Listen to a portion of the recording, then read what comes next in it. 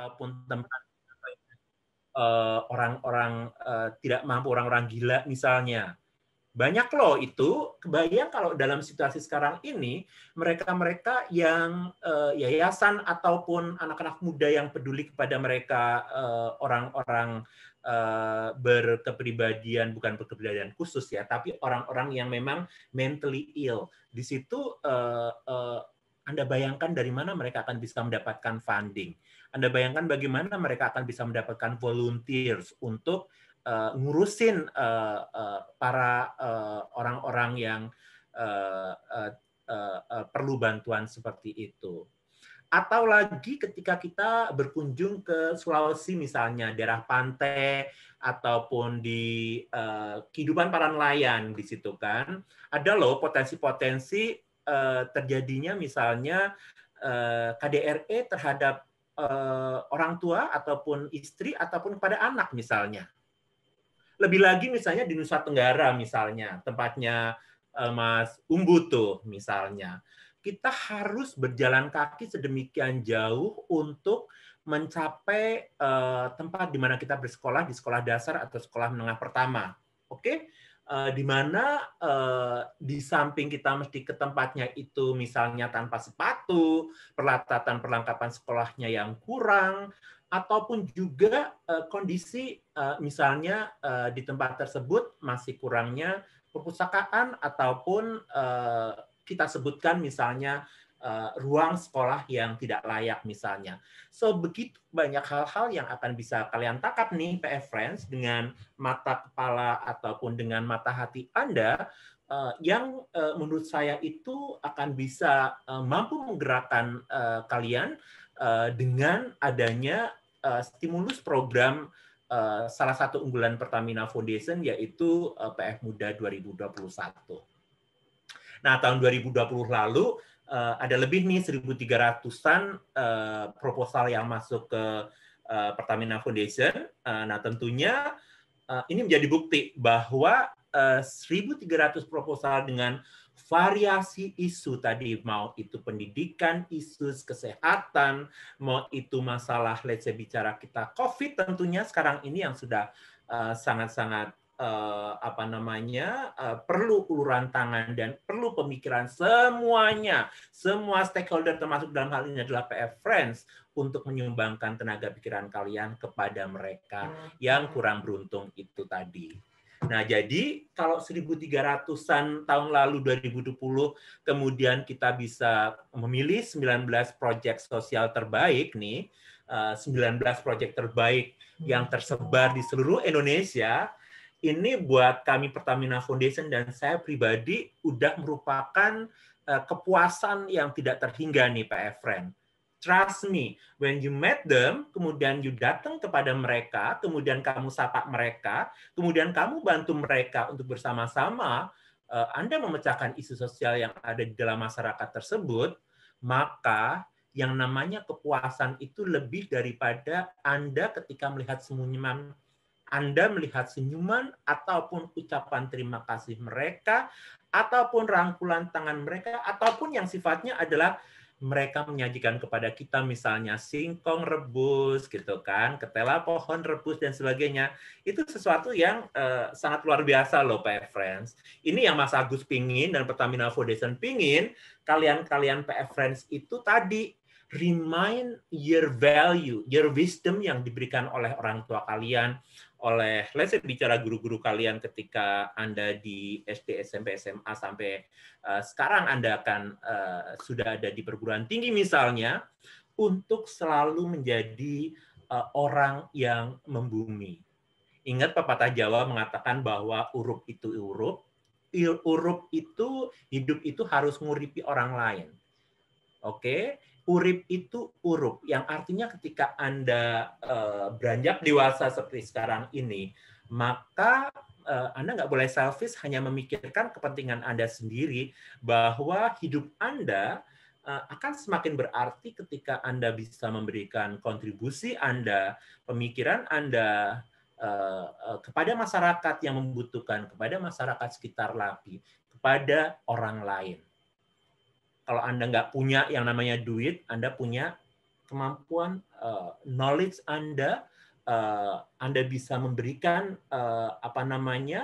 Anda punya pemikiran-pemikiran Anda kepada mereka.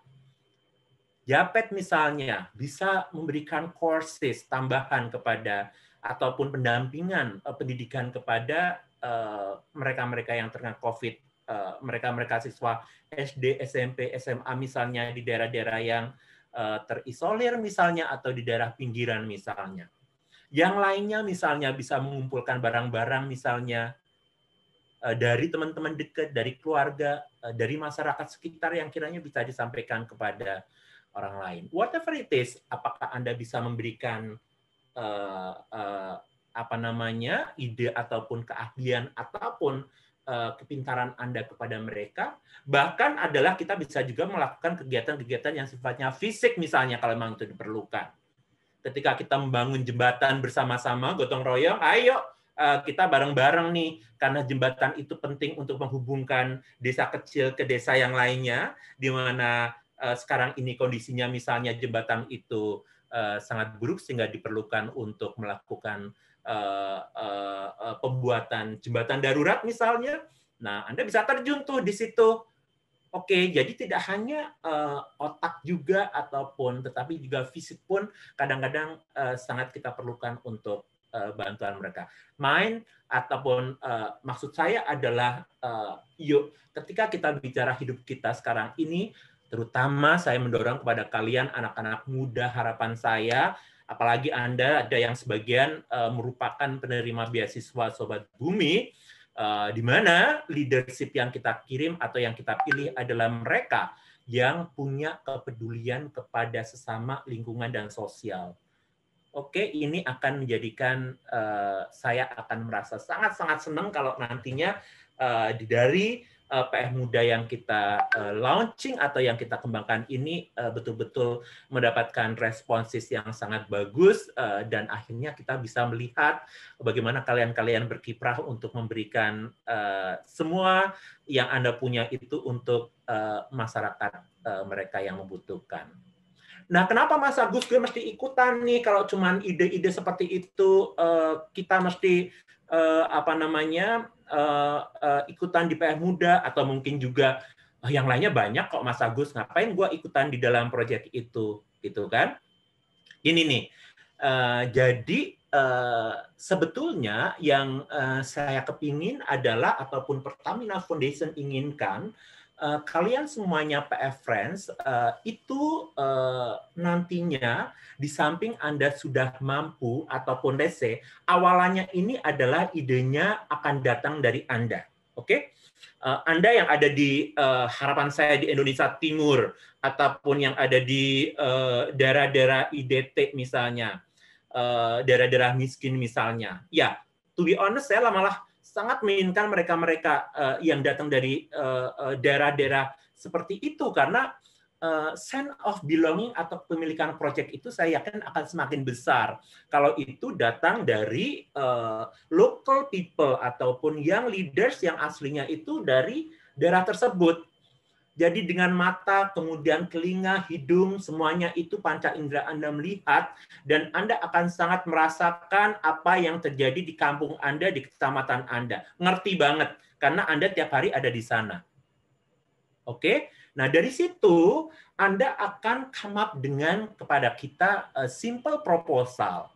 Oke? Yang meng-highlight apa exactly yang namanya isu sosial di masyarakat yang paling dibutuhkan. Di situ memang di samping Anda itu punya panca indera ataupun punya pengamatan yang tajam, memang terkadang kita butuh semacam experience. Kalau Anda misalnya belum pernah melakukan itu, jangan khawatir.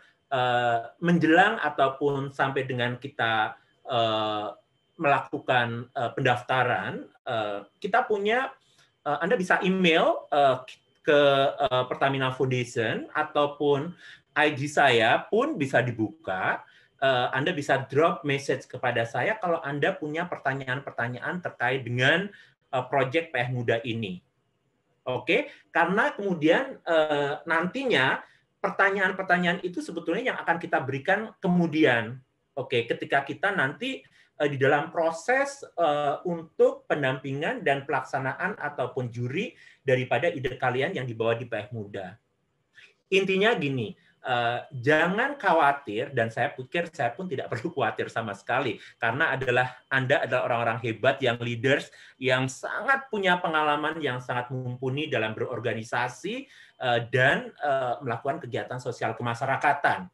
Sehingga yang namanya aspek-aspek ibaratnya kayak small research ataupun Anda melakukan small interview dengan pemuka masyarakat, informal leaders maupun formal leaders untuk mengkonfirm ide-ide yang kalian bawa itu pasti bisa Anda lakukan dengan baik. Nah, itu semuanya kalian dokumentasikan, kalian bikin foto simpel sederhana, dan kemudian kamu masukkan ke dalam sebuah proposal. Proposal layaknya sebuah proyek sosial. Nggak usah muluk-muluk pun nggak apa-apa. Yang penting adalah punya ketajaman ketika Anda melihat situasi sosial yang paling krusial yang memang dibutuhkan untuk kalian, karena ini konteksnya kalian. Yang nantinya kalian itu akan you back to your communities when your proposal is granted by Pertamina Foundation. Oke, jadi ketika kemudian nantinya Anda memutuskan ataupun Anda akan terpilih, let's say bicara kemudian di dalam proses itu nanti akan ada tadi yang saya bilang special interview, bagaimana kita mengembangkan ataupun mendampingi untuk membuat ataupun memastikan proposal Anda akan menjadi layak untuk diimplementasikan, maka di situ yang saya bilang bahwa jangan khawatir, oke? Bahwa sepanjang bahwa ide Anda orisinal dan sangat men-challenge untuk bisa memberikan nilai lebih dalam hal ini adalah menjawab isu-isu sosial kemasyarakatan yang krusial diperlukan oleh masyarakat, maka kami akan siap untuk membantu Anda. Once Anda proposal masuk ke dalam kita, inilah yang kita sebut sebagai proses untuk kita pastikan akan melakukan pendampingan kepada proposal Anda. Jadi saya bisa tuh nanti kalau misalnya datang dengan 1.000 proposal ataupun ya betul, tahun lalu 1.300 loh, jadi keren banget nih. Tahun ini memang aku khawatir nih dengan adanya pandemi COVID nih. Tapi di sisi lain, aku juga nggak khawatir juga. Lagi-lagi, karena kalian ada di rumah. Jadi kalian ngerti apa yang menjadi isu utama di rumah kalian ataupun di sekeliling area di mana kalian tinggal. Nah, disitulah proses di mana kita nantinya, tim Pertamina Foundation, bareng sama expert di bidang community development, ataupun environment, ataupun pengembangan komunitas, nanti bersama-sama akan mencalon kalian semuanya. Oke, kemudian kita akan punya juga beberapa capacity building yang saya pikir ini sangat-sangat penting untuk diberikan kepada kalian semuanya. Ini yang saya bilang tadi, capacity building memang agak kita berikan di belakang, oke, rather di depan, oke. Meskipun saya yakin bahwa kalian itu pun punya pengalaman sosial kemasyarakatan yang sangat tinggi. Jadi capacity building inilah yang kemudian kita akan mantapkan, kita akan matangkan Anda itu semua dengan bekal-bekal yang akan diberikan oleh practitioners yang tadi saya sampaikan, yang generation yang inspirasional kayak mau di Ayunda, let's say bicara, kemudian kita punya misalnya Andi F. Noya, kita punya let's say para expert di bidang community development, jurnalis yang punya kompetensi sangat bagus, desainer grafis yang punya rekam jejak hasil-hasil desain yang sangat oke, film production yang punya membuat bisa video dan film dengan bagus, yang itu semua akan sangat milenial buat kalian dan akan sangat men-challenge, karena itu sekarang dunia kalian, sosial media, literasi sosial media, bagaimana kita punya pengembangan daripada, let's say bicara bisnis melalui sosial media, itu kan, itu bekal yang akan diberikan di samping bekal yang sifatnya sangat compulsory, sangat wajib nih kalau menurut saya. Compulsory means adalah bagaimana kita akan mengajari Anda untuk bicaranya itu mengenai project management sosial misalnya. Kita mesti bicara di situ, bicara mengenai project manajemen sosial itu, maka kita akan berbagi kepada Anda juga sesi terkait dengan CSR Theory and Practices untuk memberikan gambaran bagaimana praktek-praktek CSR dilaksanakan di negara kita atau di Indonesia. Kemudian juga yang tidak kalah pentingnya adalah hal-hal yang terkait dengan ini nih, design thinking misalnya atau creative thinking, di mana dua hal tersebut saya berpikiran akan menjadi salah satu added value yang sangat bagus buat kalian untuk bisa belajar mengenai misalnya design thinking di situ. Oke, nah compulsory tadi itu yang merupakan basic bagaimana kita melakukan proyek sosial di masyarakat, saya pikir akan menjadi area ataupun menjadi ilmu baru buat kalian untuk belajar terkait dengan proyek sosial tersebut.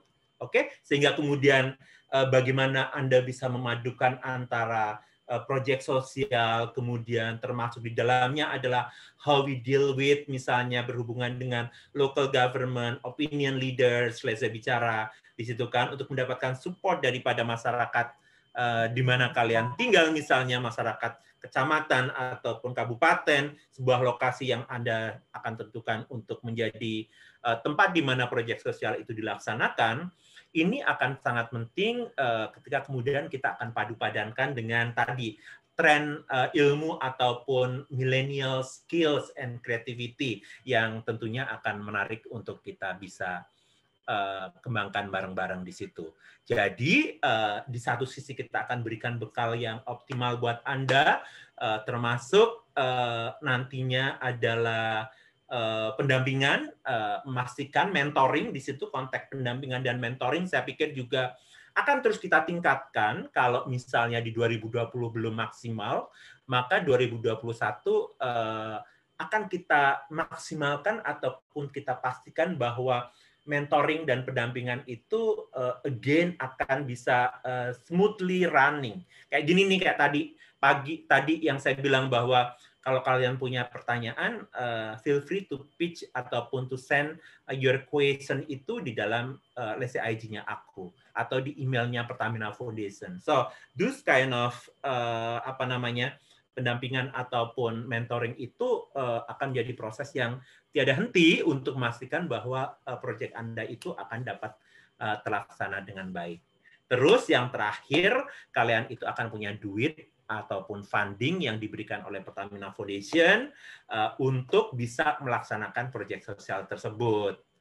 Jadi kalau dengan tantangan yang sedemikian komplit ini Anda masih nggak mau ikutan atau nggak mau juga men-challenge diri Anda untuk memberikan yang terbaik buat masyarakat, gue nggak bisa ngomong lagi nih seperti apa gitu. Jadi harapan saya teman-teman semuanya, PF Friends yang muda, young generation, sekali lagi kita menyiapkan sebuah program ataupun inisiasi yang akan men-challenge kalian-kalian semuanya itu untuk bisa mampu berkiprah ataupun mampu memberikan kontribusi tadi bahwa URIP itu adalah urup. Jadi kita memang melakukan kolaborasi, bagaimana kita mengajak kalian untuk berpartisipasi, bekerja sama.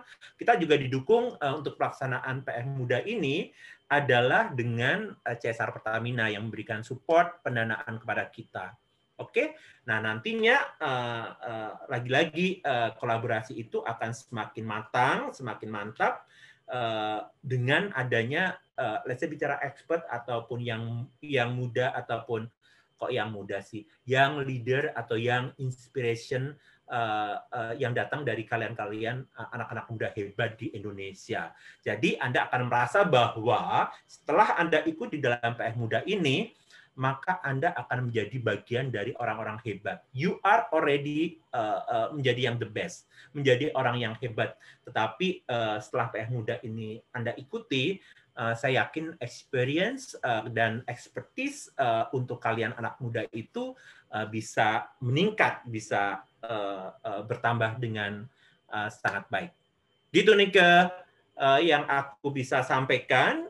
Nanti diskusi ada Umbu Ludang, kemudian ada satu lagi siapa ya? Mas Anas. Mas Anas ya. Yeah. Mas Anas akan bicara lebih teknis, ide-ide hebat mereka. Nah, kalian-kalian nanti akan men-challenge mereka. Dan kalau misalnya ada pertanyaan buat aku, dengan senang hati. I will stay in this channel sampai dengan acara Zoom nanti itu berakhir. Lengkap banget Pak Agus, terima kasih. Iya, terima kasih ya Pak. Iya Pak, terima kasih. Nanti bisa kalau ada sedikit pertanyaan dari PF Friends di akhir, mungkin Pak Agus juga bisa bantu jawab ya. Oke, terima kasih Pak. Oke, PF Friends kalian sudah lengkap sekali nih disampaikan oleh Pak Agus. Tadinya saya ada beberapa daftar pertanyaan, langsung Pak Agus menjelaskan semuanya tentang lengkap tentang PF Muda Pertamina Foundation. Jadi memang yang saya catat dan juga saya pahami gitu, refleksikan baik-baik adalah pesan dari Pak Agus tadi ya, bahwa kita nih sebagai anak-anak muda harus punya semangat untuk memberikan kontribusi semaksimal mungkin gitu untuk negara kita, terutama ya tentunya dengan kita merefleksikan kondisi saat ini yang sedang kita hadapi bersama dalam konteks pandemi gitu. Jadi memang salah satu kata kuncinya ya mungkin kita juga harus sama-sama berkolaborasi, saling mendukung, bergandengan tangan nih untuk kita lihat di lingkungan sekitar kita mungkin ada kondisi sosial apa yang menjadi kegelisahan kita dan kita mau do something about it gitu. Nah, sekarang teman-teman seperti yang sudah disampaikan sebelumnya juga bahwa kita akan ada dua teman hebat kita nih, Kak Umbu dan Mas Anas yang akan menceritakan proyek sosial mereka yang kemudian didukung oleh PF Muda Pertamina Foundation di tahun 2020 yang lalu. Nah, jadi mungkin saya akan mulai mengajak PF Friends sekalian nih, kita menjelajah ke daerah Grobogan ya, oleh tempat proyek sosialnya Mas Iswatun Anas gitu. Jadi Mas Iswatun Anas yang biasa dipanggil Mas Anas nih gitu adalah salah satu yang leadernya PF Muda yang dia tuh udah sukses bersama teman-temannya gitu mengembangkan inisiatif Pongol Island di Waduk Simo untuk menjadi ikon wisata pedesaan di Kabupaten Grobogan. Nah, kabarnya sore ini tuh Mas Anas bakal mengajak kita nih PF Friends untuk jalan-jalan langsung melihat sebenarnya kayak apa sih proyek sosial yang kemudian dia jalankan nih yang di Waduk Simo ini. Tapi sebelum itu, sebelum kita langsung ngobrol-ngobrol sama Mas Anas, katanya Mas Anas mau membagikan video proyeknya dia nih selama 1 tahun terakhir ini. Mungkin bisa diputar dulu untuk videonya Mas Anas.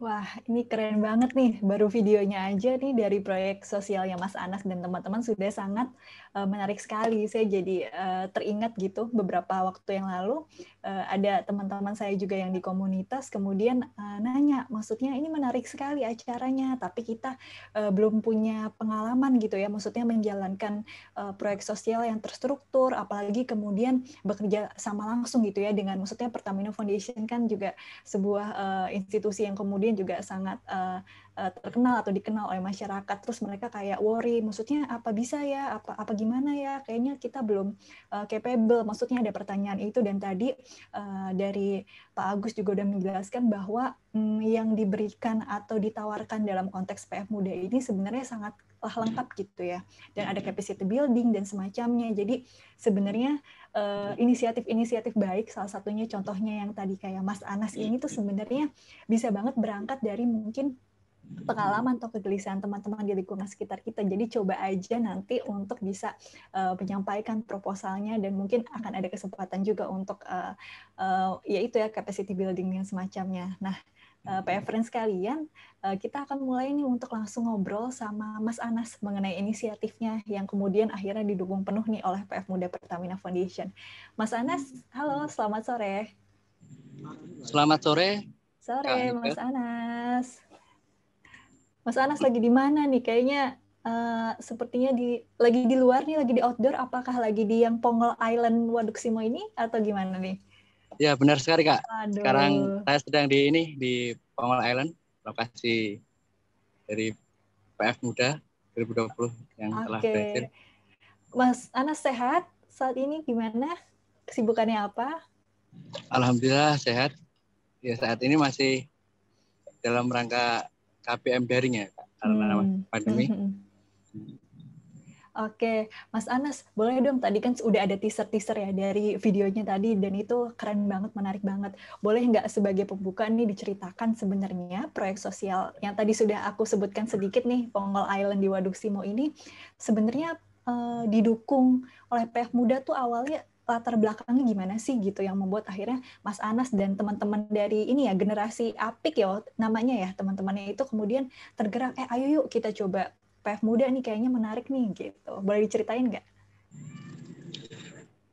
Baik, Kak. Terima kasih Kak Anika atas waktunya. Sebelumnya saya hormati kepada Bapak Agus selaku Presiden Direktur Pertamina Foundation serta rekan-rekan PF Friends sekalian yang sudah meluangkan waktunya untuk hadir pada webinar pada sore hari ini.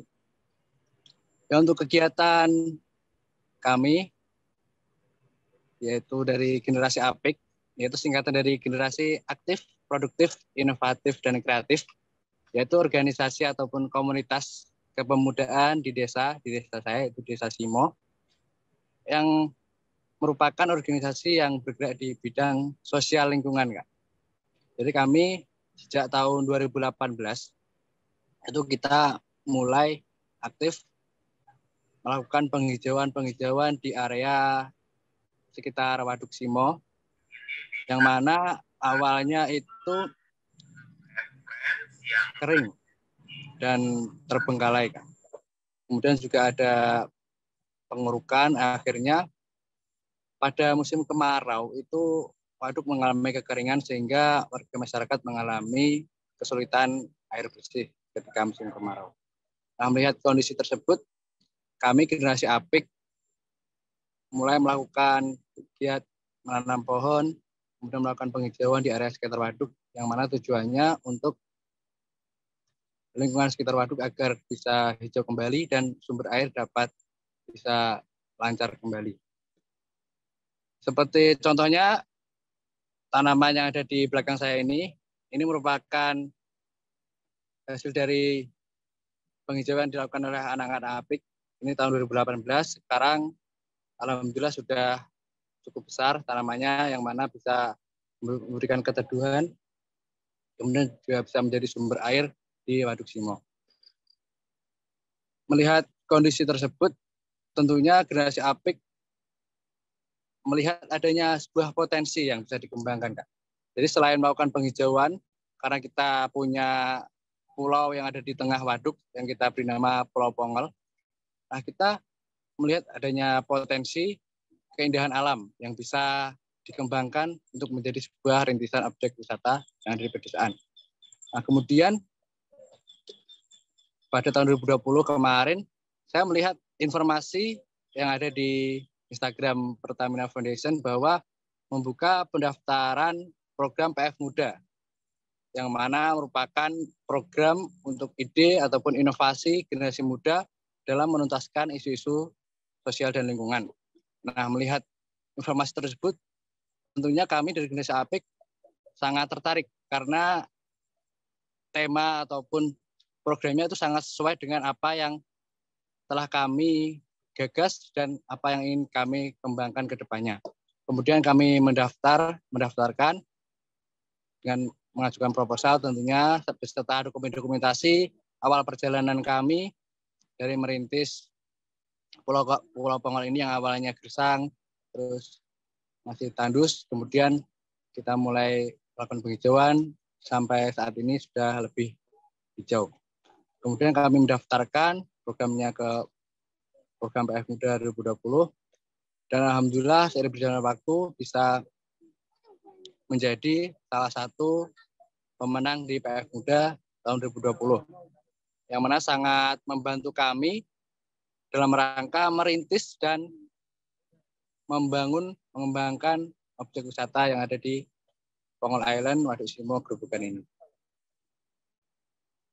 Yang mana dari program PF Muda ini dapat membantu polisi awal dalam kita merintis sebuah wisata dengan adanya pemasangan instalasi listrik, terus kemudian air, dan ini seperti yang ada di belakang saya, ini merupakan salah satu program di PF Muda yaitu pembuatan kolam ikan terapi, yang mana ini bisa menjadi suguhan bagi pengunjung maupun warga-warga sekitar untuk refreshing ataupun melepas penat dengan suasana di tengah waduk.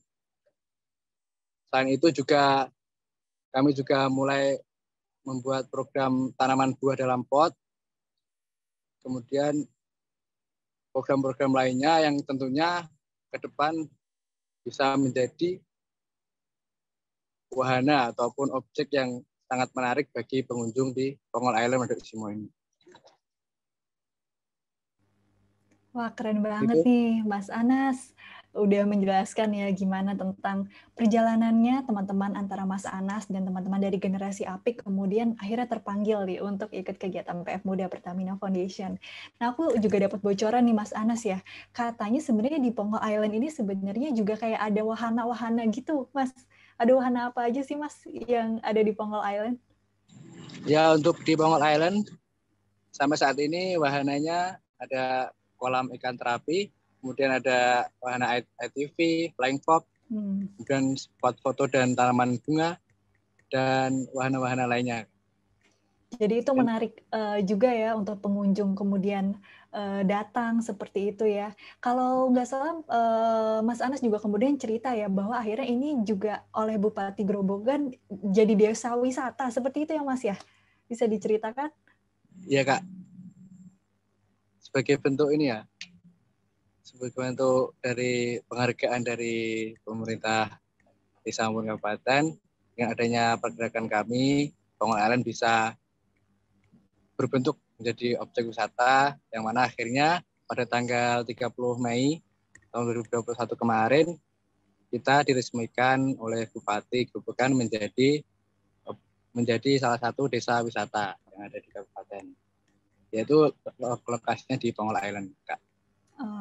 Jadi berawal dari memang inisiatif kepedulian dari teman-teman muda di Desa Simo nih, akhirnya kemudian sampai akhirnya dari Bupati Grobogannya pun sangat mengapresiasi gitu ya inisiatif yang dilakukan oleh Mas Anas dan teman-teman dari Generasi Apik.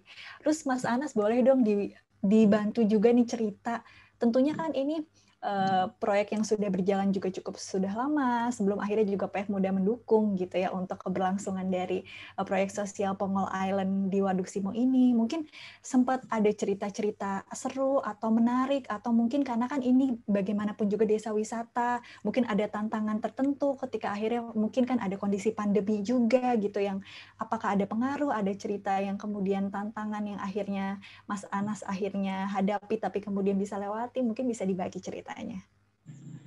Ya, mungkin untuk tantangan yang kami komunitas hadapi, yang awal-awalnya dulu waktu masih pergerakan, ya masyarakat sekitar kan belum mengetahui maksudnya apa tujuan dari kegiatan dari komunitas kami itu, yaitu untuk tujuannya tentunya untuk penghijauan, terus untuk lingkungan, untuk kita masyarakat semua. Namun akhirnya seiring berjalan waktu, masyarakat sekitar mulai memahami dan terus mulai mendukung kegiatan kami Generasi Apik. Dibuktikan kemarin pada tanggal 10 November tahun 2020 bertepatan dengan Hari Pahlawan, kita berhasil menyelenggarakan penanaman pohon serentak, yang mana itu dihadiri oleh seluruh elemen masyarakat Desa Simo dan sekitarnya, yang mana tujuannya untuk melakukan kegiatan penanaman untuk menumbuhkan rasa peduli lingkungan di Desa Simo pada khususnya, gitu kan. Jadi berawal dari masyarakat yang belum memahami tentang tujuan dari Generasi Apik, kemudian sekarang sudah mulai memahami dan terus mendukung, dan kita saling berkolaborasi untuk kepentingan bersama.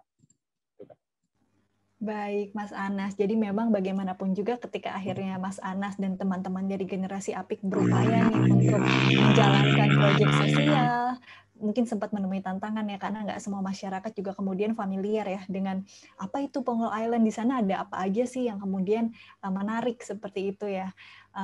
Dan selanjutnya sebenarnya yang saya juga tertarik adalah, kan saya coba kepo-kepo nih ya Mas Anas ya tentang proyek sosialnya Mas Anas. Udah gitu saya juga baca bahwa Mas Anas dan teman-teman Generasi Apik ini berharap bahwa Pongol Island ini akan menjadi semacam role model dari wisata pedesaan yang kemudian menerapkan konsep keseimbangan alam. Tadi kalau saya udah dengar curi-curi sedikit tadi ya, ada kegiatan sebelumnya penanaman pohon serentak dan semacamnya. Mungkin Mas Anas juga bisa bantu ceritakan lagi, maksudnya dalam proses menjalankan si proyek sosial ini gitu, mengembangkan menjadi desa wisata, upaya-upaya atau langkah-langkah apa yang kemudian Mas Anas dan teman-teman lakukan untuk itu memake sure bahwa keseimbangan alam tetap terjaga, tapi edukasi terhadap masyarakat untuk wah ini ada desa wisata yang menarik, itu seperti apa gitu. Jadi karena Pongol Island ini merupakan objek wisata yang kami rintis, itu menjadi objek wisata dengan tetap menjaga kelestarian lingkungan, yaitu yang mana setiap spot-spot ataupun bangunan yang ada di Pongol Island ini merupakan bukan bangunan permanen, Kak. Jadi di spot-spot yang ada di Pongol Island ini bisa dipindah ataupun bisa intinya tidak mengganggu kondisi Pongol Island sebenarnya. Jadi kita mengikuti bentuk alam yang ada di Pongol Island ini, kemudian kita poles yang akhirnya bisa menjadi menarik tanpa merusak kondisi lingkungan semacam itu, Kak. Jadi tidak ada bangunan permanen ataupun yang bisa merusak ataupun merubah kondisi Pongol Island seperti sedia kala. Oke, jadi ternyata kepeduliannya teman-teman juga untuk memastikan bahwa keseimbangan alam tetap terjaga, walaupun tetap juga ingin mengembangkan konsep desa wisata di sana adalah salah satunya dengan cara itu ya, memastikan nggak ada bangunan permanen yang kemudian merubah struktur gitu ya dari kondisi di Waduk Simo atau Pongol Island itu sendiri gitu ya Mas Anas ya. Mas Anas, ini pakai HP ya Mas Anas ya diskusinya? Boleh ini nggak Mas kayak live report dikit gitu Mas? Ditunjukin nih sebenarnya ada apa aja gitu kan, kita juga pengen tahu nih. Ya Kak, di sini saya berada di kolam ikan terapi yang mana kita bisa melaksanakan ataupun merasakan sensasi terapi ikan, yaitu ikan nilem. Kemudian di sini ada gazebo ataupun tempat teduh. Kemudian di belakang sana ada itu jembatan Pelangi. Itu jembatan yang terbuat dari bambu, Kak. Jadi kita memang tidak menggunakan bahan-bahan permanen. Jadi dengan bahan bambu yang kita oles dengan warna-warni agar menjadi lebih indah. Kalau masyarakat sendiri gimana Mas Anas responnya? Maksudnya kan sebelumnya sempat nggak ngeh gitu, ini apa sih gitu kan. Tapi sekarang dengan semakin banyak yang sudah tahu antusiasmenya seperti apa, tapi mungkin kan juga ada ini ya, mungkin karena sekarang ada kondisi pandemi juga ada protokol COVID-nya juga gitu ya Mas ya. Itu mungkin bisa diceritakan Mas? Ya Kak, untuk objek wisata Pongol ini kita setelah adanya dari program PF Muda, alhamdulillah mulai bulan Januari tahun 2021, kemudian hingga Mei 2021 kita jumlah pengunjung mengalami tren yang positif, yaitu tren peningkatan serta respon-respon yang positif dari pengunjung dan merasakan sensasi yang berbeda jika berkunjung ke Pongol Island. Namun karena kita tahu sendiri bahwa dengan masih adanya pandemi COVID-19, bulan Juni sampai Juli ini, untuk peraturan dari pemerintah kabupaten diharuskan untuk menutup tempat wisata. Namun dengan adanya penutupan tersebut bisa kami manfaatkan, yaitu generasi APEK untuk berbenah, untuk mengevaluasi sekiranya agar Pongol Island ini bisa lebih baik lagi. Semacam itu, Kak.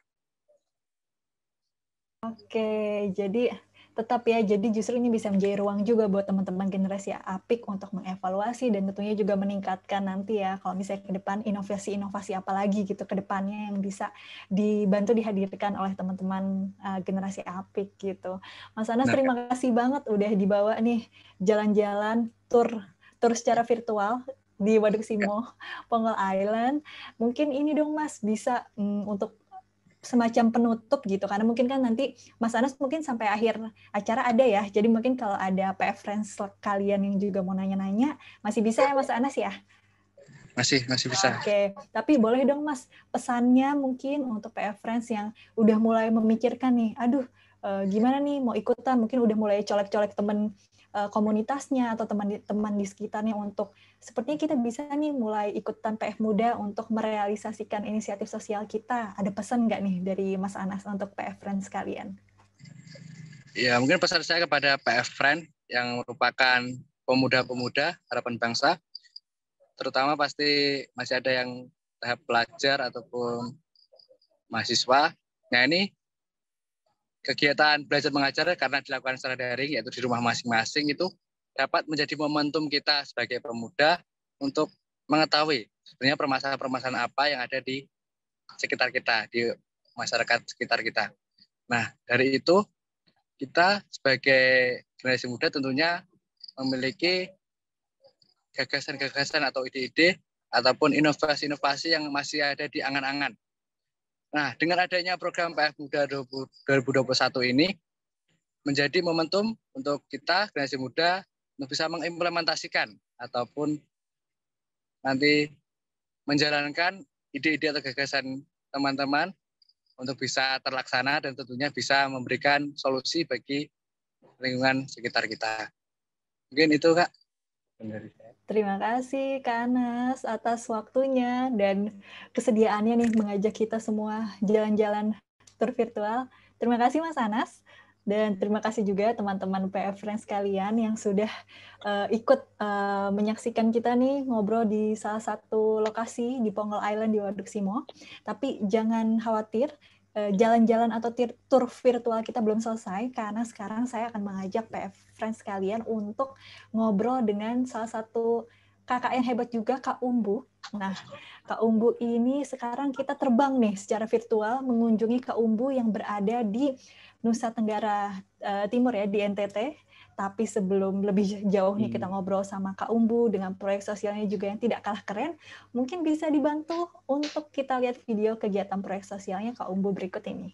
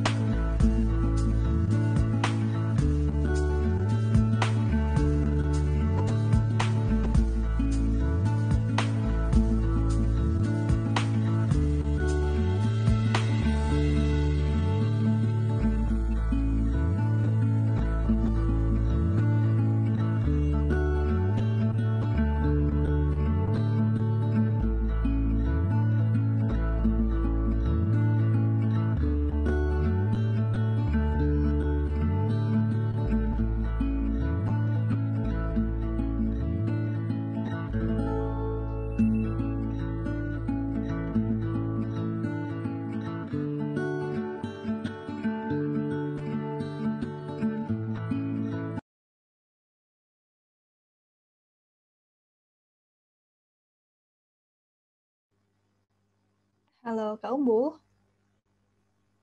Iya, selamat sore. Kak. Sore Kak Umbu, gimana? Dalam keadaan sehat?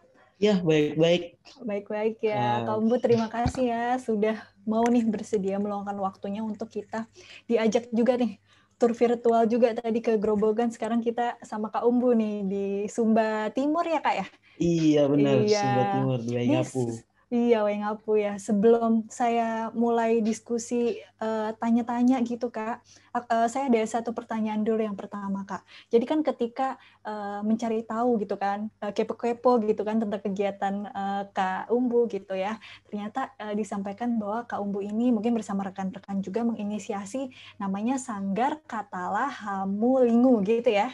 Iya, Saya langsung nyari tahu nih apa nih Sanggar Katalah Hamulingu, dan pas saya cari-cari ternyata Katalah Hamulingu itu adalah sebuah nama lokasi daerah gitu ya Kak? Iya, itu nama kecamatan yang baru. Kak, boleh dibantu dong, maksudnya kita kan dari seluruh Indonesia nih ya, itu tuh letaknya di mana Kak? Saya taunya Taman Nasional Komodo gitu, familiar ya. Ini Katalah Hamulingu itu di mana Kak? Coba bantu diceritakan. Oke, Katalah Hamulingu itu jauh berada ke selatan dari Taman Nasional Komodo lagi. Oke, selamat sore semua.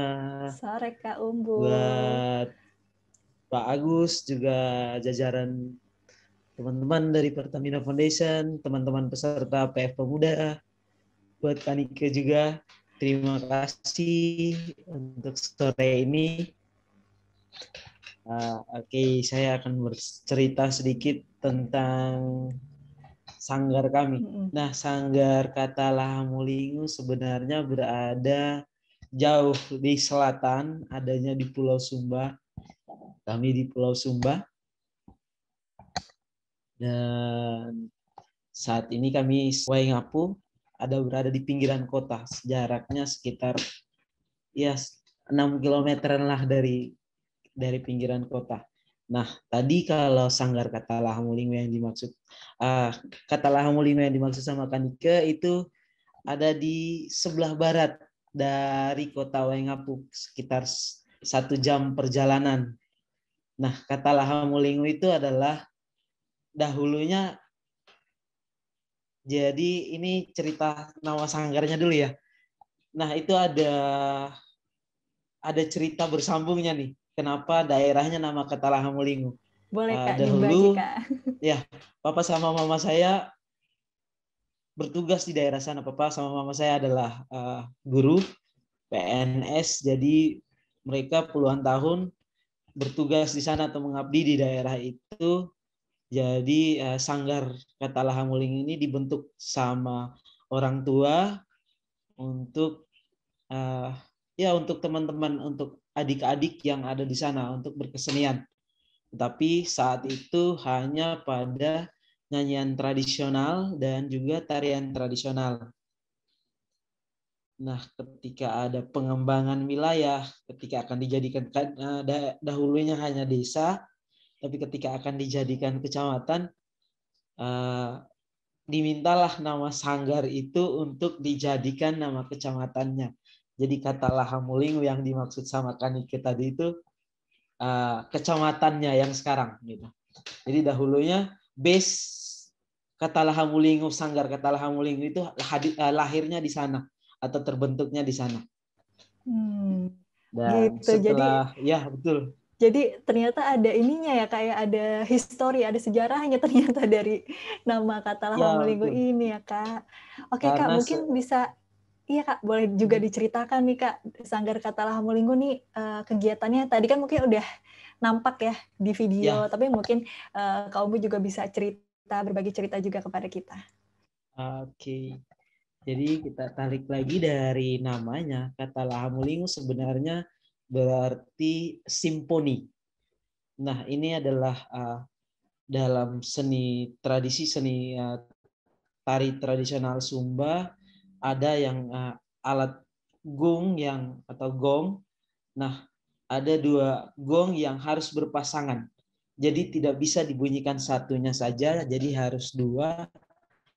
Karena itu disebut Katalah Hamulingu. Jadi bentuk kerjasama dan koordinasi komit dan harus bareng baru bisa menghasilkan bunyi yang bagus. Nah, begitulah yang ada dengan Sanggar Kata Langling. Jadi memang dari namanya ketika dibentuk harapannya seperti itu. Dan beberapa sebenarnya dahulu hanya ada 2 kegiatan di Sanggar ini. Hanya ada tarian tradisional Sumba dan juga nyanyian tradisional atau musik tradisi. Cuman setelah 2017 kami coba bersama teman-teman geng atau teman perkumpulan. Nah, ini akan lebih pas karena memang biasanya udah sepaham. Nah, jadi lebih mudah komunikasinya. Gimana teman-teman yang ini mau, oke, gimana nih kalau unit kegiatannya kita tambahin sesuai dengan ya paling enggak deso-deso amat lah gitu. Yang modern kayak sekarang nih kebutuhannya, oke. Kita coba tambah semacam ada teater, terus ada video dan fotografi. Nah, unit kegiatan ini juga kita tambahkan, terus ada pahat ukir, ada lukis, ada gambar, terus ada kelas bahasa juga. Nah, hal yang paling menarik bahwa kegiatan ini adalah kegiatan yang kami lakukan di luar sekolah atau kegiatan bukan kegiatan formal tetapi juga menjangkau tidak hanya bagi adik-adik atau siapa saja yang masih bersekolah, tapi yang udah nggak sekolah juga atau yang udah selesai. Ya, jadi kita coba menghadirkan alternatif semacamnya untuk kelas teater atau kelas video dan foto. Karena memang perkembangan sekarang banyak, kita lihat di lingkungan sekitar kami nih banyak yang oke, kami lagi butuh semacam pemain teater atau butuh videografi atau fotografi. Nah, inilah hal sebelum 2017 kami masih jadi penonton aja nih ketika oh ya boleh dicariin videografer atau fotografer karena kami belum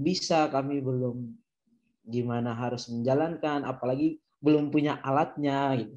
Nah, setelah bersama teman-teman kami mulai belajar bersama dengan membentuk kelas-kelas fotografi dan videografi, ternyata kami mendapat apresiasi yang lebih. Jadi tidak hanya belajar, tetapi nilai yang di sana teman-teman ini bisa dengan kecakapannya menggunakan video atau foto, dia mengembangkan bakatnya yang di luar dari domain atau hal utama yang seharusnya. Misalnya, oke, dia adalah seorang secara profesional bekerja sebagai ini, tapi di satu sisi ketika ada permintaan misalnya harus jadi videografi atau fotografer, itu tidak terjawab. Tetapi kebutuhan kami sebenarnya di daerah apalagi Sumba saat ini masuk daerah pengembangan pariwisata juga dengan bentang alam, kondisi alam, tradisi. Sumba menjadi banyak dikunjungi atau diminati wisatawan untuk berlibur ke Sumba beberapa tahun terakhir ini sebelum pandemi ya. Nah, kebutuhan akan itu banyak sekali, permintaannya tinggi sekali, tetapi kami belum bisa mengcover itu. Tapi dengan adanya kelas video, kelas foto, kami bisa mendapat apresiasi. Artinya kami membayar harga dari apa yang kami pelajari bersama. Misalnya untuk video atau foto, saat ini teman-teman di unit kegiatan kelas video atau foto sudah bisa diapresiasi dengan misalnya permintaan harus membuat foto atau video. Dan teman-teman tidak hanya mendapat capeknya, tapi dalam artian ada apresiasi lebih yang membuat mereka juga tetap semangat. Begitu juga dengan kelas teater. Dengan kelas teater, teman-teman juga terlibat dalam pembuatan layar lebar. Paling tidak, karya-karya teman-teman ada di sana. Beberapa video klip, terus beberapa video promosi wisata, yang bahkan teman-teman keterlibatannya tidak hanya secara lokal yang ada di Sumba, tetapi mereka mampu mensupport bahkan untuk NGO yang berasal dari luar Indonesia untuk lingkungan dan lain sebagainya. Tapi mereka memang punya kapasitas, jadi bisa memenuhi standar yang ditetapkan sama teman-teman yang memberikan apresiasi ini. Terus ada kelas ukir, kelas pahat juga seperti itu. Jadi dahulu, nah memang beberapa kelas macam saat ini untuk kelas bahasa kami lebih fokuskan kepada adik-adik yang berada di sekolah dasar ataupun yang ada di PAUD. Juga dengan kelas melukis ataupun menggambar. Kami bermain dengan warna, bagaimana menggambar, dan lain sebagainya. Karena sanggar kami memang berada di Kota Wengapu, tetapi kami punya beberapa base atau tempat yang berada jauh dari luar kota, di mana kami biasanya menjangkau beberapa, misalnya dalam sebulan kami 2 kali atau 3 kali kunjungan ke adik-adik yang di sana. Bagaimana membrainstorming mereka, karena apalagi kalau yang udah ada di desa, dia untuk ke sekolahnya bisa jalan sampai 5 sampai 7 kilo dalam sehari itu untuk sekali berangkat, belum harus kembalinya. Nah, biasanya mereka akan tinggal di rumah penduduk yang akan dekat dengan sekolah, atau enggak bahkan memutuskan untuk tidak sekolah. Nah, inilah kenapa kami mencoba untuk membuka kelas-kelas di luar dari daerah atau dari base pusat tempat kami ada, sanggar kami. Jadi kami ada punya 5 cabang yang berada di desa, dan itu kami akan kunjungan rutin ke sana. Biasanya kami membawa media-media belajar seperti buku, terus alat gambar, alat tulis, dan lain sebagainya yang bisa mensupport kegiatan mereka di sana. Nah, di sana biasanya akan ada satu penanggung jawab yang biasa kami sebut kambing atau kakak bimbing. Nah, jadi kegiatan-kegiatan kami ini kami selalu komunikasikan dengan kakak bimbing yang ada di setiap lokasinya. Terus dengan komunikasi untuk ketersediaan media, dan kami selalu mensupport itu. Terus untuk beberapa kegiatan semacam tarian, nah tarian juga tariannya tidak hanya tarian tradisional saat ini, tapi kami juga coba untuk mengkolaborasi, menghadirkan yang kontemporer. Artinya kami coba menghadirkan bahwa satu bentuk karya tradisi tidak, karena jumlah seni karya tari ataupun nyanyian tradisi itu terbatas, dan yang dipastikan bahwa jika sudah lebih dari 10 kali tampil, maka tariannya sudah dipastikan akan menjadi yang kedua, ketiga lagi, akan ditampilkan sering berulang-ulang walaupun satu tarian. Nah, jadi kami bersama teman-teman di unit kelas tari coba menginisiasi untuk gimana nih kita coba membangun bentuk tarian seni tradisi dalam bentuk tarian kontemporer, atau mencoba menggabungkan beberapa tarian tanpa memang merusak tatanan atau bentuk tarian yang sudah ada sebelumnya gitu. Nah, ini kami coba untuk menghadirkan alternatif seperti ini. Terus ada kelas gambar untuk adik-adik. Nah, hal yang paling menarik sebenarnya kenapa kami coba untuk membangun komunitas ini dan kenapa juga masih berjalan hingga saat ini, kami tidak punya pakem yang pas atau yang mewajibkan setiap anggota kami itu kamu harus berbuat seperti ini atau harus menciptakan ini. Nah, jadi gimana teman-teman yang bergabung di sanggar, mereka bisa menciptakan sesuai dengan apa yang mereka pikirkan dengan ide, tanpa kami harus mengarahkan atau membuat mereka harus menjadi seperti ini. Jadi keinginannya yang boleh dijalan, kami cuma bantu untuk ngarahin. Jadi bagaimana sisi-sisi kreativitas teman-teman bisa timbul. Karena kalau dibilang ya saat ini ya misalnya jika ngumpul udah pasti pada bingung-bingung sendiri atau pada ya masing-masing akan sibuk dengan kegiatannya sendiri. Tetapi ya misalnya masing-masing akan pegang gadget dan lain sebagainya. Nah, ini akan sangat sulit untuk berkomunikasi.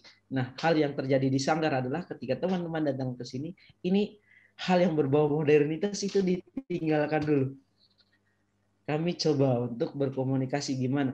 Jadi ada hal-hal yang perlu diselesaikan dengan sendiri atau kebersamaan, ya itu silakan diselesaikan, tetapi dengan meninggalkan hal-hal yang misalnya insan, oke, saya mau kayak gini, oh kamu kayak gitu, bisa dibantu nggak? Kalau kamu mau menghasilkan silakan kita akan bantu, tapi kalau cuman ya kami punya istilah yang namanya kalau HG atau harap gampang, kami nggak bakalan melayani itu gitu.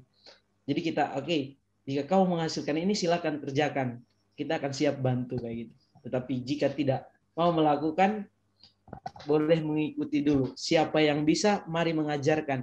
Karena di sini semua teman-teman bekerja sama untuk menghasilkan ya dari kelas video, kelas foto, kelas bahasa, kelas ukir, kelas pahat, juga kelas tarian dan tari. Wah, Kak Umbu, ya. Ini banyak banget ternyata ya Kak. Maksudnya programnya tuh dari tadi Kak Umbu sampaikan mulai dari kelas pahat, ukir, tari, gambar, dan skill-skill yang kekinian gitu ya, kayak videografi. Jadi maksudnya saya melihat ada mix bahwa tetap ingin mempertahankan, ya maksudnya tradisi-tradisi juga tetap harus tetap paham juga teman-teman di Sanggar, tapi sebenarnya juga nggak meninggalkan sebenarnya kesempatan-kesempatan pembelajaran lain ya. Dari tadi belajar videografi dan semacamnya. Sebenarnya banyak banget nih Kak Umbu yang saya tertarik banget sebenarnya untuk menggali teman-teman atau kerja-kerja yang dilakukan oleh teman-teman Sanggar Katalah Hamolingo. Tapi mungkin karena keterbatasan waktu, karena mungkin ada beberapa teman-teman PF Friends juga yang ingin bertanya atau berdiskusi, mungkin dari Kak Umbu bisa bantu menyampaikan nih semacam apa ya pesan-pesan atau mungkin memberi semangat kali ya untuk teman-teman PF Friends yang mungkin juga tahun ini pengen ikutan kegiatan dari PF Muda, karena kan PF Muda juga mendukung kegiatan Sanggar Katalah Hamolingo, mungkin bisa disampaikan Kak semangatnya. Oke, halo buat teman-teman semuanya. Salam Indonesia. Oke, saya paling senang hari-harinya pakai baju Indonesia Kaya. Nah, memang setiap hari akan berbau Indonesia atau ya yang bernuansa tradisi dari seluruh Indonesia. Teman, buat teman-teman yang nanti bakalan ikutan kegiatan ini, saya menyampaikan bahwa hal yang paling utama dilakukan adalah memang ketika punya ide harus punya semangat dan harus punya kemauan untuk menyelesaikan. Harus dibuktikan sampai benar-benar segala upaya kita udah buat, kita udah lakukan. Dan kalau memang semua kita udah rasa kita udah lakukan yang terbaik, dan itu yang terbaik menurut kita mampu menunjang semua kegiatan atau ide apapun yang akan kita lakukan, saya rasa ya itu pasti akan berhasil. Karena teman-teman di Sanggar dan kami melakukan hal yang sama sebenarnya. Wah, Kak Umbu, iya maksudnya saya juga melihat dari ceritanya Kak Umbu luar biasa, dari pengalaman yang juga mendampingi teman-teman atau anak-anak di daerah Sumba Timur, tentunya luar biasa semangatnya, dan semoga semangat ini kemudian juga menular gitu ya ke teman-teman PF Friends sekalian yang ingin ikut kegiatan PF Muda. Terima kasih Kak Umbu sudah berbagi pengalamannya, semangatnya yang sangat luar biasa. Kak Umbu mungkin akan hadir di sini ya sampai akhir acara, karena mungkin ada PF Friends yang lain yang juga masih pengen tanya-tanya nih kepada para narasumber sekalian. Oke, sebenarnya dari tadi saya udah cek-cek gitu ya di chat, kolom chat sudah mulai ada yang bertanya. Sambil kalau misalnya di antara para peserta ada yang mungkin ingin raise hand, ingin on kamera langsung pengen bertanya kepada para narasumber, entah ke Kak Umbu, ke Kak Anas, atau ke Pak Agus, dipersilahkan ya, sambil saya tunggu ada yang raise hand. Mungkin saya cek dulu di chat untuk ada beberapa yang bertanya.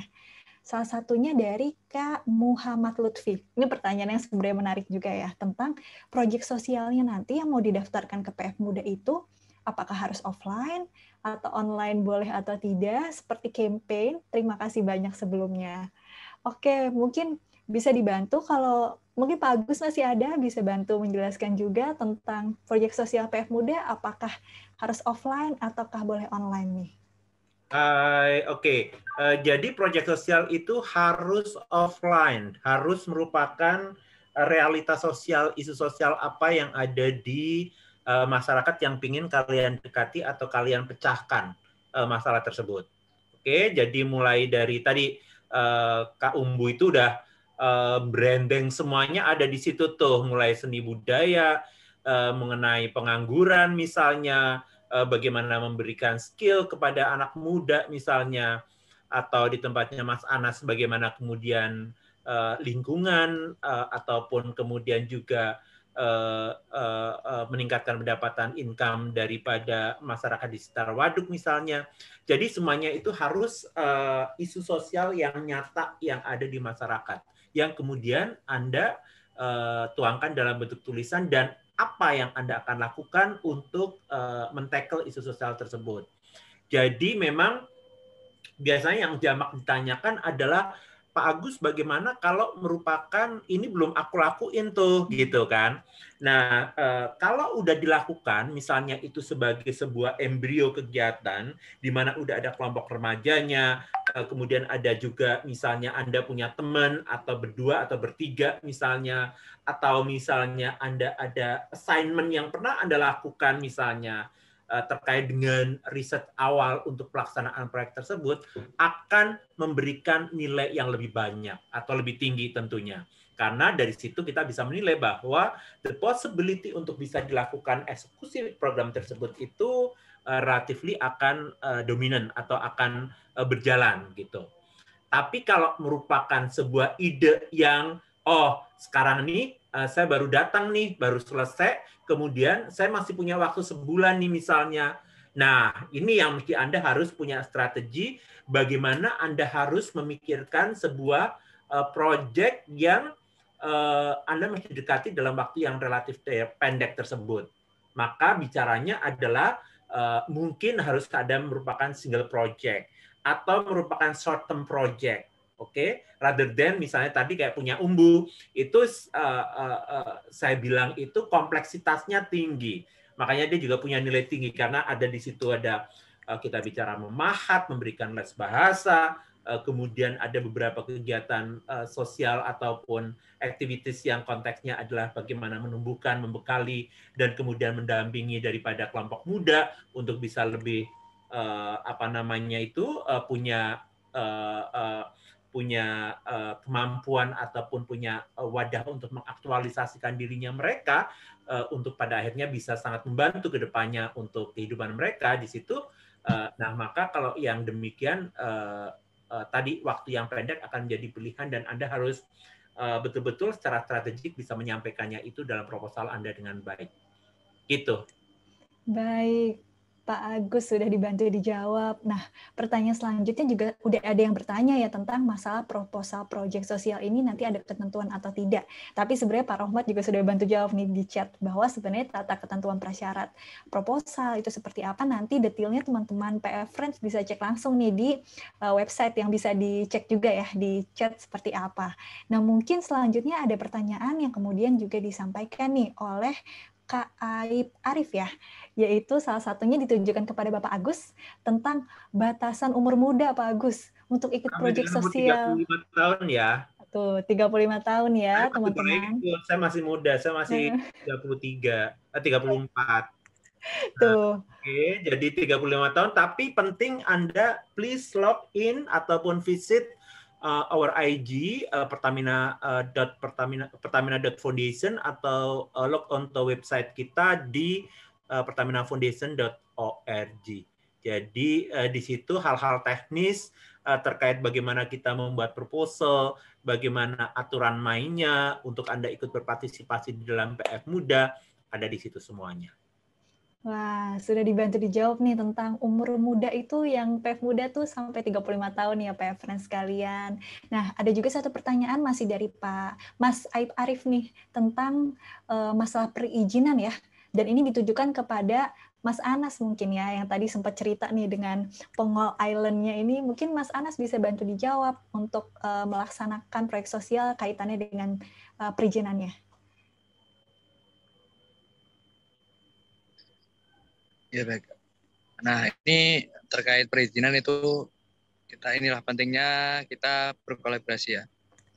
Tentunya dengan berbagai stakeholder, terutama dengan pemerintah desa maupun pemerintah yang ada terdekat, yang mana kita bisa sekalian berdiskusi dengan pemegang kebijakan terkait ide dan gagasan kita, yang mana tentunya merupakan gagasan positif yang dapat menyelesaikan permasalahan-permasalahan yang ada.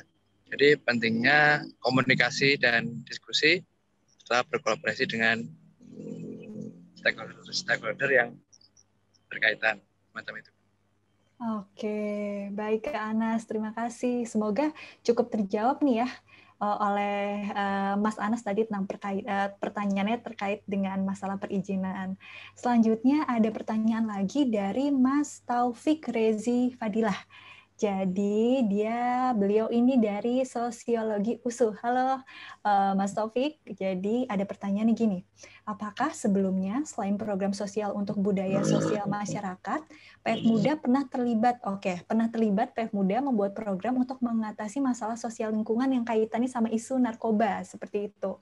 Kebetulan Mas Taufik tumbuh di lingkungan yang menurut saya sudah terbiasa. Oke, ini artinya berdampak buruk ya masalah narkoba ini pada generasi muda. Nah, mungkin ini yang akan tepat untuk menyampaikannya Pak Agus. Bagaimana? Apakah PF Muda pernah mendukung program yang kaitannya terkait hal ini atau tidak?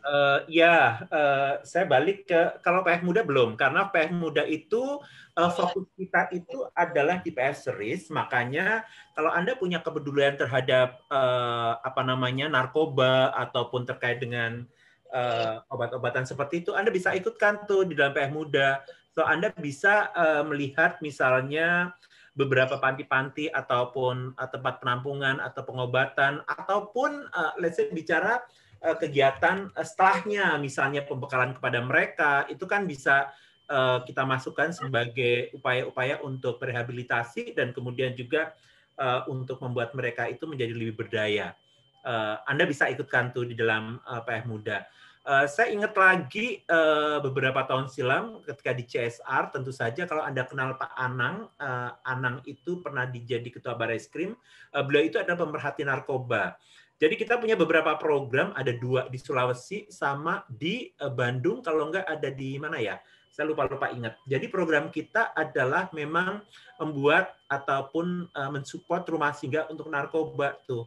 Jadi di dalam rumah singgah untuk narkoba itu poin kita di samping kita memberikan pembekalan ataupun terapi buat mereka-mereka, termasuk adalah pelatihan-pelatihan keterampilan yang diupayakan kita berikan kepada para pecandu dalam tanda petik yang sudah sembuh dari narkoba tersebut untuk kita berikan pelatihan keterampilan sehingga kemudian mereka akan punya kemampuan untuk survive ketika mereka balik ke masyarakat, punya skill, punya keterampilan untuk kita ataupun untuk mereka itu bisa cari duit. Gitu Mbak. Oke, Pak Agus. Untuk teman-teman yang mungkin masih mau bertanya, masih akan ada sedikit waktu lagi sebelum acara ini usai. Silahkan kalau mau raise hand atau mungkin mau menyampaikan via chat. Tapi sambil kita juga menunggu, mungkin saya juga mau tanya dong Pak Agus. Saya cukup penasaran nih Pak, karena kan di tahun lalu kan disampaikan bahwa sekitar 1.300-an ya yang kemudian menyampaikan gitu proposalnya dan akhirnya kemudian mengerucut hingga akhirnya terpilihlah gitu kan 19 proposal itu. Mungkin bisa disampaikan Pak, tentu kan secara tema itu sangat beragam ya Pak ya, dan saya bisa kenal teman yang dari taman bacaan di Aceh Barat gitu kan, sama-sama top 19 juga, sampai bisa ngobrol sama Kak Umbu gitu kan, di Sumba Timur, bisa sama Kak Anas. Artinya walaupun lokasinya berbeda, tema bahasannya mungkin juga berbeda, tapi mungkin ada kayak semacam benang merah Pak yang akhirnya kemudian itu akhirnya dipilih tuh dari ribuan, akhirnya terpilih menjadi 19. Itu sebenarnya yang seperti apa sih Pak proposalnya? Apakah mungkin yang sudah berpengalaman atau mungkin yang menarik atau yang seperti apa Pak? Oke, jadi memang biasanya sesuatu yang daripada atau datang dari masyarakat langsung, dalam hal ini adalah yang leaders yang ada di masyarakat itu pasti dari sisi need-nya itu akan high, atau dari sisi kebutuhan itu kalau kita berikan penilaian itu punya nilai yang tinggi tuh kan. Makanya kenapa PF Muda ini menjadi sebuah ajang untuk kita kembangkan karena kita mengharapkan aspek sustainability-nya itu bisa terus bergulir, terutama ketika itu dilakukan oleh young leaders yang datang dari daerah di mana dia berasal. Namanya anak muda kayak Mbak Nike, kayak Mas Anas dan Mas Umbu, berikut 19 tokoh muda yang lainnya, itu selalu akan punya energi yang lebih besar, selalu punya creativity yang unlimited atau tidak terbatas, selalu punya apa sih namanya, yang saya harapkan adalah pola pikir yang terbuka, yang tanpa kenal batas di situ, sehingga itu semuanya itu dicurahkan di dalam proyek sosial tersebut. Oke, sehingga kriterianya yang paling atau yang kita butuhkan untuk bagaimana tipnya agar proyek sosial tersebut itu masuk di dalam let's say nominasi candidate ataupun masuk di dalam scope tingkatan yang lebih kecil sampai dengan nantinya bisa finalis adalah tentu saja kita harus bicaranya satu itu adalah isunya itu sendiri. Isu ataupun masalahnya itu apa sih yang ada atau yang Anda angkat itu harus punya poin yang lebih tinggi atau tinggi. Karena bagaimana kita bisa mengukur poin ataupun isu itu sesuatu yang krusial atau penting, karena bagaimana kita melihat pengaruh dari isu tersebut itu terhadap masyarakat di situ. Oke, jadi biasanya kriteria atau tolak ukur yang kita bisa ukur atau lihat itu adalah kita bisa lihat kepada dampak 4 biji nih kalau kita bicara. Apakah secara berdampak lingkungan itu memberikan, let's say bicara kontribusi dalam konteks point of lingkungan itu menjadi lebih baik lingkungan tersebut.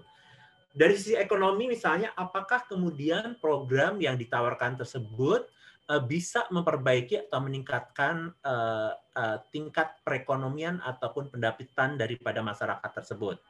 Well-being misalnya kita bicaranya apakah keberadaan daripada proyek tersebut bisa membentuk kelompok-kelompok produktif dalam masyarakat, bisa membentuk kelompok-kelompok apa namanya pemuda ataupun pemudi ataupun anak muda ataupun bahkan misalnya kita bicaranya petani, specifically misalnya nelayan, mereka itu punya well-being yang akan lebih bagus. Mereka punya kehidupan yang lebih bagus misalnya. Kemudian yang terakhir adalah apakah secara sosial maka tersebut dengan kita punya program tersebut kita bisa lebih tingkatkan aspek daripada sosial tersebut. Nah, itu indikator yang kita bisa lihat menilai daripada isu yang diangkat. Kemudian hal yang lain tentu saja kalau itu semuanya dampaknya tinggi seperti itu, nilainya akan pasti tinggi kan. Nah, otomatis juga kalau itu tinggi biasanya apa namanya kita bisa juga melihat tuh seberapa besar juga tuh supporting ataupun engagement yang bisa dihasilkan dari komunitas ataupun masyarakat di sekitar tersebut untuk mendukung proyek yang diusulkan.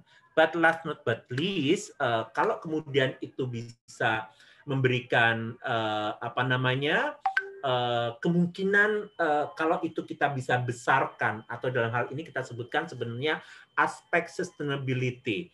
Kalau proyek itu punya aspek sustainability-nya panjang, di mana kemudian akan terus bergeser, akan terus membesar, akan terus sustain proyek sosial tersebut, maka tentu saja penilaiannya akan lebih tinggi di situ.